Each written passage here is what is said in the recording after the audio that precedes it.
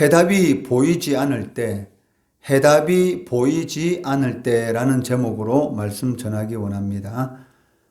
오늘 본문 말씀은 예수님께서 갈릴리에서 행하신 두 번째 표적인 왕의 신하의 아들을 치유하신 후에 얼마간의 시간이 흐른 후 세 번째 표적인 베데스다 연못에서 38년 된 병자를 치유하신 사건이 있었음을 보여주고 있습니다. 그런데 이 사건은 예루살렘에서 일어난 사건입니다. 공간 복음서를 보면 이 사건 이전에 예수님께서 갈릴리 지역에서 나병 환자를 깨끗하게 하시고 중풍병으로 누워있는 백부장의 하인을 고쳐주시고 베드로의 장모의 열병을 고친 일 등 많은 사역을 행하셨습니다. 그런데도 불구하고 요한복음에서는 이러한 모든 일들을 생략하고 공간복음서에 기록되지 않은 베데스다 연못가에서의 치유 사건을 기록하고 있다는 것입니다. 이것은 사도 요한이 공간복음을 보완하는 입장에서 요한복음을 기록했다라는 그러한 사실을 우리가 알게 된다는 것입니다. 많은 병자들이 베데스다 못가의 행각에 모여 있습니다. 그들이 무엇 때문에 거기에 모여 있었는지는 4절 말씀에 기록되어 있습니다. 4절에 보시면 이는 천사가 가끔 못에 내려와 물을 움직이게 하는데 움직인 후에 먼저 들어가는 자는 어떤 병에 걸렸든지 낫게 됨이러라 라고 말씀하고 있습니다. 우리가 보기에는 미신처럼 들리는 신앙을 가지고 있었는데 천사가 가끔 못에 내려와 그 물을 동하게 한다는 것, 그리고 그 후에 맨 먼저 물에 들어가는 사람은 무슨 병에 걸렸든지 낫게 된다는 것입니다. 그러나 우리가 먼저 알아야 할 것은 이들의 이 믿음은 성경적인 근거가 전혀 없다는 것입니다. 이것은 단순한 민간신앙이라는 것이죠. 그런데도 하나님의 선민임을 자랑하는 상당수의 유대인들이 이것이라도 붙잡고자 했다는 것은 그들의 고통이 얼마나 심했는지를 알게 하여 주고 있습니다. 그들은 지푸라기라도 잡고 싶은 심정을 가지고 있었던 것입니다. 이처럼 그들에게 필요한 것은 희망이었는데 이것을 줄 수 있는 사람이 없었기 때문에 어리석게 보일지라도 민간신앙이나마 붙잡고자 했던 것을 볼 수가 있습니다. 당시 사회에 종교 지도자나 정치 지도자가 없었던 것은 아닙니다. 그렇지만 희망이 필요한 사람들에게 희망을 주는 사람이 없었고 길을 묻는 사람들에게 길을 가르쳐 주는 사람이 없었다라는 것을 보여주고 있다는 것이죠. 언제든지 어떤 문제 자체가 사람을 절망으로 밀어 넣는 것은 아니라는 것입니다. 진짜 사람을 견디기 힘들게 만드는 것은 해답이 보이지 않을 때입니다.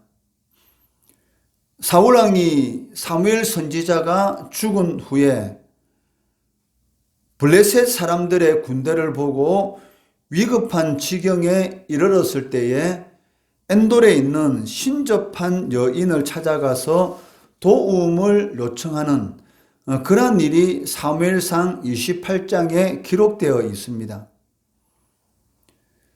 그런데 사울 왕이 무엇 때문에 하나님께서 미워하시는 이런 일을 행하였으며 무엇 때문에 자신이 쫓아낸 그러한 신접한 여인을 찾아가는 그러한 추근이 없는 일을 저지르게 되었을까요? 그것은 문제의 답이 보이지 않았기 때문입니다.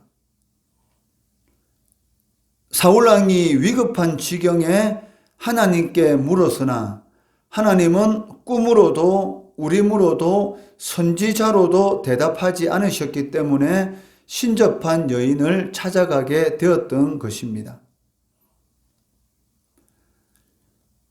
오늘날에도 우리 주변에 이와 같이 행하는 사람들이 적지 않다는 것입니다. 그렇기 때문에 우리는 그들을 비난하고 욕하기 전에 왜 그들이 이러한 선택을 할 수밖에 없었는지를 살펴보고 그들이 절망을 극복할 수 있도록 그 길을 가르쳐 주는 것이 맨 먼저 해야 할 일이라는 것입니다. 희망이 없다고 생각하는 사람들에게 소망의 그리스도를 알게 하는 것, 이것이 바로 신자들이 해야 할 일이라는 것이죠. 주님께서는 우리들을 향해서 소금과 빛이다라고 말씀하셨습니다. 소금이 하는 역할이 무엇입니까? 물론 부패를 방지하는 그런 일도 하고 있기는 하지만 소금의 가장 중요한 역할은 맛을 내는 것입니다.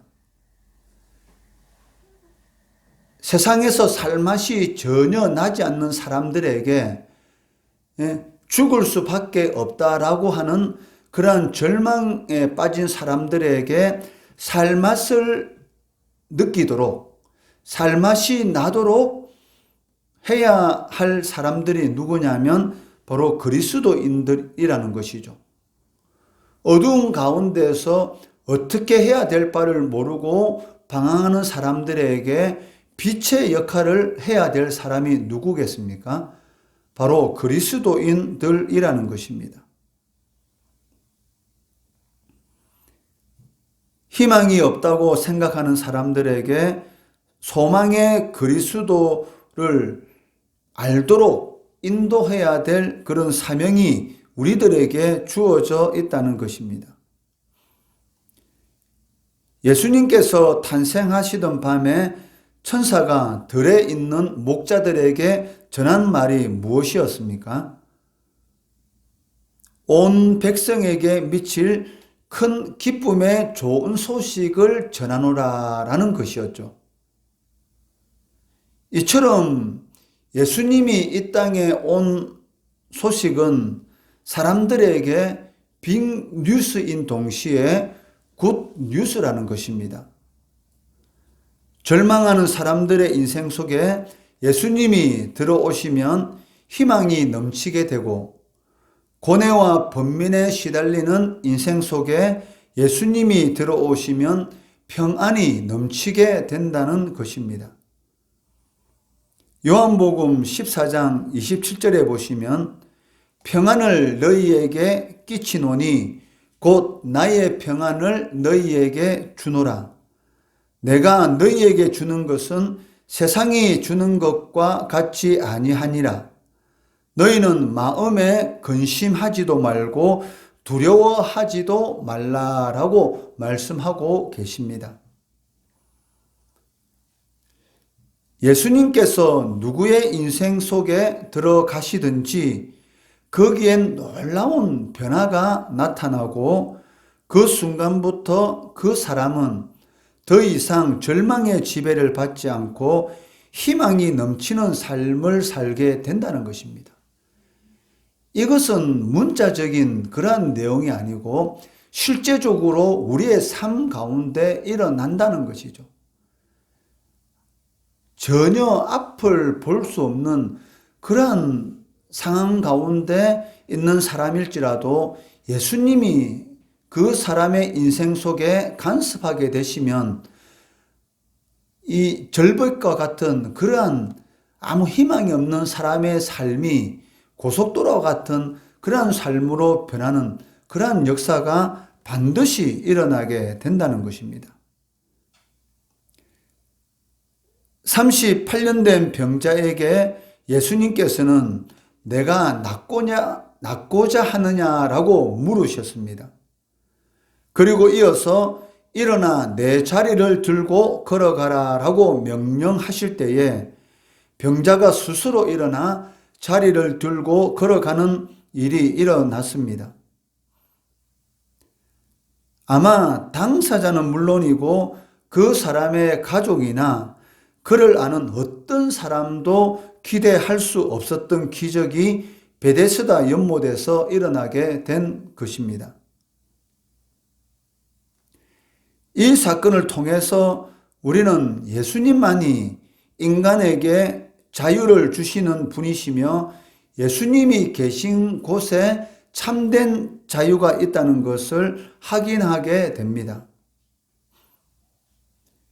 예수님을 만남으로 38년 동안 병에 사로잡혀 고생하던 사람이 그 지긋지긋한 고통의 짐에서 놓여 자유하게 되었다는 것입니다. 38년 동안 병에 걸려 있었던 그 병자 입장에서는 아무 소망이 없었을 것입니다.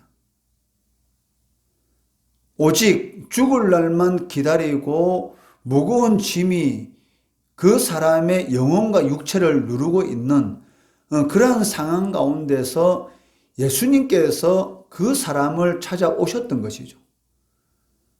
그 예수님을 만나는 그 사건 하나가 그 무거운 짐에서 참 자유를 누리게 되는 그러한 일이 일어나게 되었던 것이죠.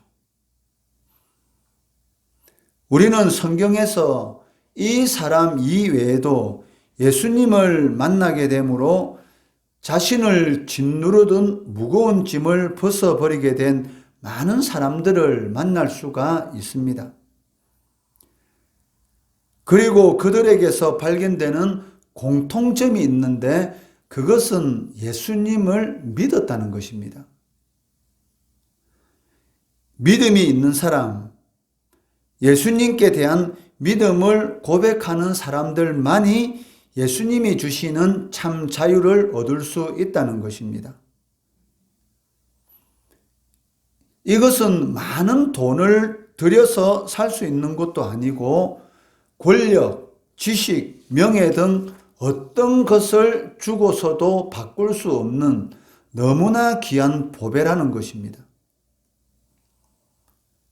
그렇기 때문에 성도인 우리는 이런 귀한 보배를 가지게 된 것에 항상 감사해야 합니다.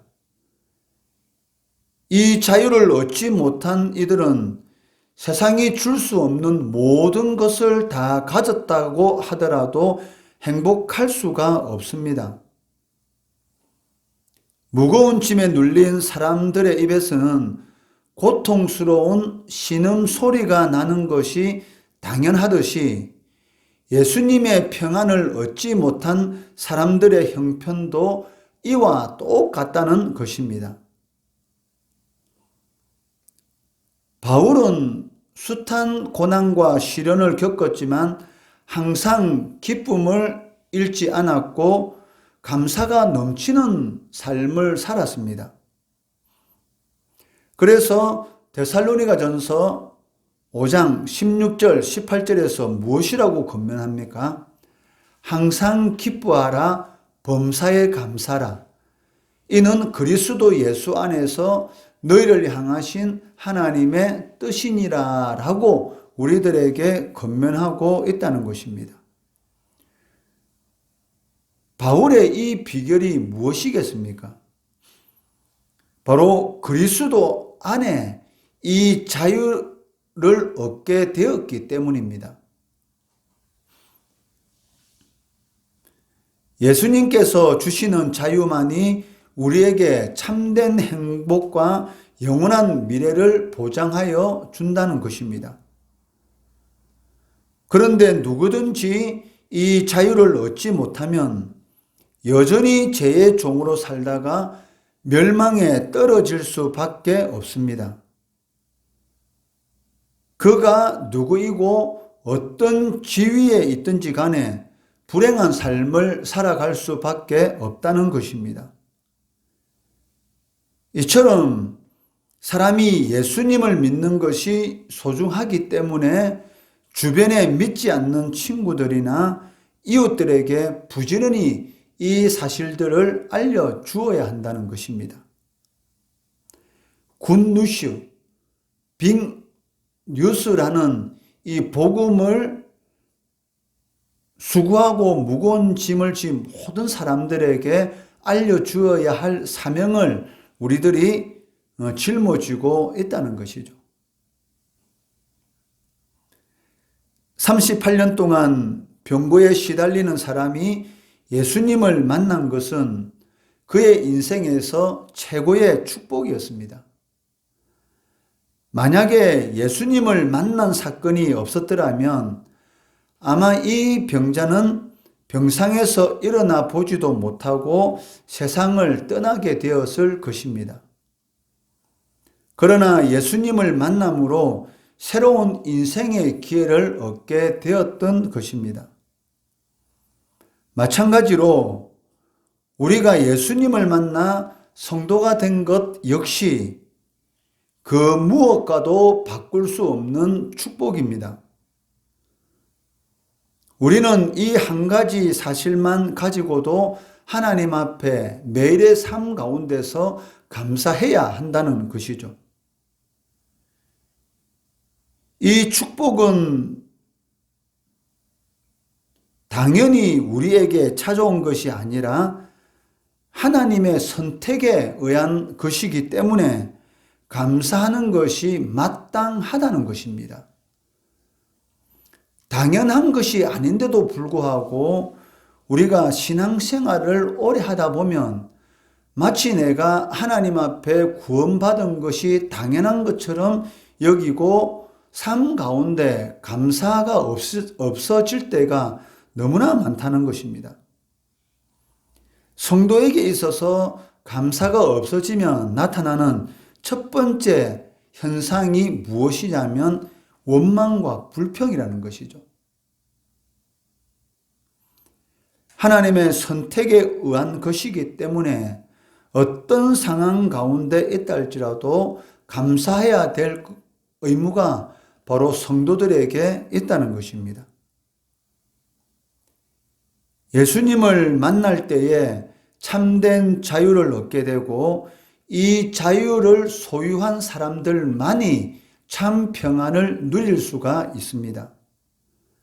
하지만 이 평안이 없는 사람은 그가 무엇을 소유했든지 간에 진정으로 행복할 수는 없다는 것입니다. 왜냐하면 복의 근원이 바로 하나님이시기 때문인 것이죠. 그 근원이 없는데 어찌 인생이 행복할 수가 있겠습니까?